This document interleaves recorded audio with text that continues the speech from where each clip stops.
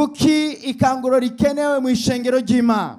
Ni ukubera ko hari igihe mu buzima bw'umukristo umuntu yumva yumye kandi akagenda azima buke buke, uburyohe bwo kugendana n'Imana bukagenda bugabanuka, umuvuduko wo gukorera Imana ukagenda ugabanuka, ubuzima bw'amasengesho bukagenda buzima, gukunda ishengero cyangwa gukoranira hamwe n'abandi bikagenda bitituka.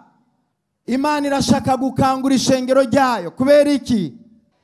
Kubera ko iyi ishengero ryavuye ku rufatiro kandi ariryo ryategerezwa gukoreshwa mu ikanguro, ibintu biba bitanguye kumera nabi.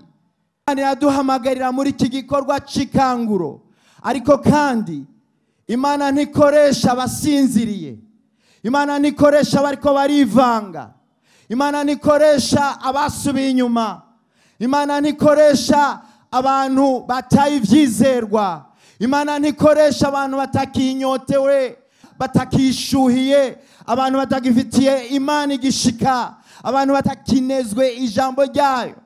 Imana irakoresha ijambo ryayo, Imana irakoresha ubuhanuzi, Imana irakoresha abakozi bayo mu buryo butandukanye kugira ngo berekane, bavuge, bashire ku mugaragaro ko hari ibintu bitariko bigenda neza mu ishengero ryayo, ko hari ibintu bikwiye gusubira ku murongo mu ishengero ryayo, ko hari abakozi b'Imana bakwiye gusubira mu vyizerwa byo, hari abakozi b'Imana bakwiye gusubira mu buzima bw'amasengesho, ku ishengero ryose muri rusange rikwiye kugaruka rikabaho ubuzima bwo kugicaniro.